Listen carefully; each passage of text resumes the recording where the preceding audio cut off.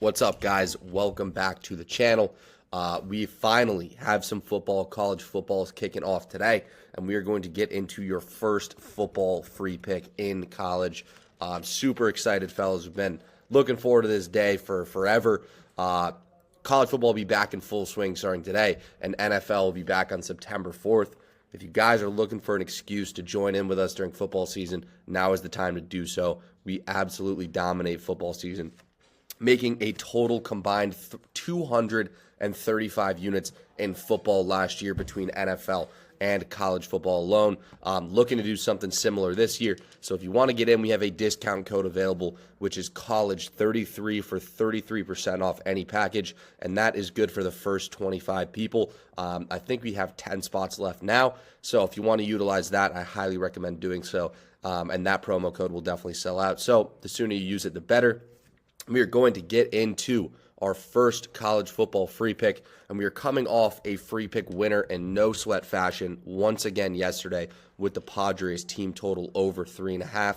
They got the job done in the second inning, so the free picks have been absolutely on fire. No sweat winners across the board, and we are looking to do something similar in this game. Now, this is a pretty niche and pretty specific angle that we are targeting in this SMU and Nevada game, but we absolutely love this spot, and we are going to be playing it for your free pick today. So we will start with my write-up. I do write-ups on a ton of these games every single day, and we are going to include these write-ups and these breakdowns in our guide to profitable sports betting. So if you want full access to all of these breakdowns, these are some of my breakdowns today, go ahead and get access, and you guys will be able to see those picks and the full breakdowns behind the picks, which are definitely beneficial to the user and just for educational aspects and learning how to become a profitable sports bettor. So if you're interested in that, go to the wap.com website and you guys can sign up for the guide to profitable sports betting. So with that being said, guys, we are rocking with Nevada team total under 14.5 at minus 130 on Bovada is where you can find this line. You could also play it as an alternate line. I know this has shifted around some.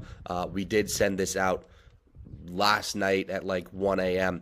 So this line has mooned in some spots, and that's another advantage of being in premium is you get all these bets early. Especially for football, it's important to lock these in early because the lines shift all over the place, and we consistently beat the closing line there. But Nevada team total under 14.5, and we will get into exactly why we like this angle. So obviously, the spread in this matchup is SMU minus 27.5. They are clearly the better team. They are in the ACC this year, and I actually like them to perform very, very well in the ACC this year. They have a stout defense, a decent offense as well. They lost a few pieces on the offensive side of the ball. However, last year, their offensive scheme ranked them second in college football in scoring. And I expect them to do something similar in a weak ACC conference this year. But overall, the Nevada Wolfpack is seriously going to struggle to move the ball here. SMU's defense didn't lose a ton of weight on that side of the ball, and their defense last year gave up 315 yards per game, only 4.5 yards per play, and they forced 1.3 takeaways per game. That is going to be big. I think Nevada finds some early turnovers and prohibits them from keeping possession and running a ton of offensive plays. And SMU only gives up 38 penalty yards per game, so pass interferences, offsides, defensive penalties will be at a premium, especially against a Nevada team that is going to have an O-line that is seriously struggling.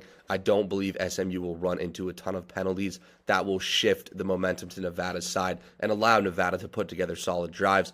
And last season, the Nevada Wolfpack were 111th in the nation in passing offense, and given SMU faced a way better schedule than the Nevada Wolfpack, and they were able to limit these teams defensively to the stats I just listed that were much better offensively than the Nevada Wolfpack because they were 111th in the nation in passing offense with only 175.2 yards per game, 98th in rushing offense with 124.8 yards per game, and the Nevada Wolfpack was tied for 124th in FBS in scoring offense with only 17.8 points per contest. Once again, their strength of schedule was much easier than facing teams like a stout SMU defense, and none of Nevada's top 4 receivers are going to be back this season. So that 175.2 pass yards per game is going to significantly drop off against teams like SMU, who have a good secondary. They have 2 safeties that can both play up and down the field, lights out quick. So I believe that this 175.2 yards per game is going to be seriously deflated this year, given that none of their top receivers are back this year. And then we'll dive into some trends. So Nevada has lost its last 6 games against non-conference opponents. Obviously, this is a non-conference game, and this is no shocker here because this spread is minus 27.5. So SMU should pick up an easy win. But SMU has also won 11 of its last 12 games against non-AP ranked teams. Nevada, obviously, not ranked here. And then Nevada has failed to cover the spread in 9 of its last 11 games at McKay Stadium, which is their home stadium. Now, failing to cover as an underdog at home 9 out of 11 times is a trend that holds some serious weight. Usually teams have a home field advantage. They play more solid at home. They typically cover underdog spreads. That's a trend that you will see in college football is home underdogs. We will be targeting a lot this year. But Nevada actually plays pretty poorly at home. And this is an indicator that they might not cover this 27-point spread, which is an even bigger indicator that they might not get over that threshold of 14.5 points. And last but not least, SMU ranked 3rd among college football teams for first half scoring. So 23.4 points in the first half is what SMU ranks. And why this is actually correlated to Nevada going under is going to be time of possession. So they are going to control the time of possession. They're going to run twice as many offensive plays as Nevada and just keep the ball away from the Nevada offense.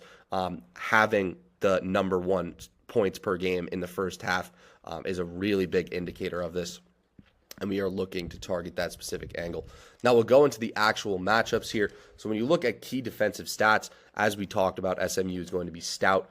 But we can see that opponent points per game, SMU is higher than Nevada on terms of the defensive side of the ball. We just went over yards per game and yards per play, takeaways per game. That is going to be the key here as well. I think Nevada is going to struggle with the turnovers, especially early. Their ball security has never been good, and their quarterback situation has never been good either. So we can expect some interceptions and maybe a fumble or two, which will give the SMU offense even more time with the ball, which is going to be the key here.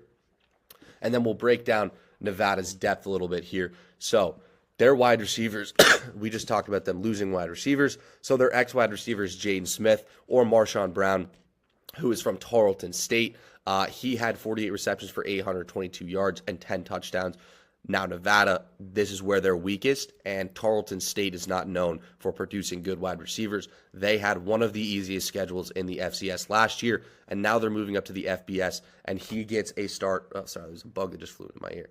But now he gets a start against a stout SMU secondary. I don't think his production is going to be as high. Wide receiver A, Marcus Bellin or Ashton Hayes or Marquise Ashley. They have a bunch of guys that are able to play this position because there is no talent.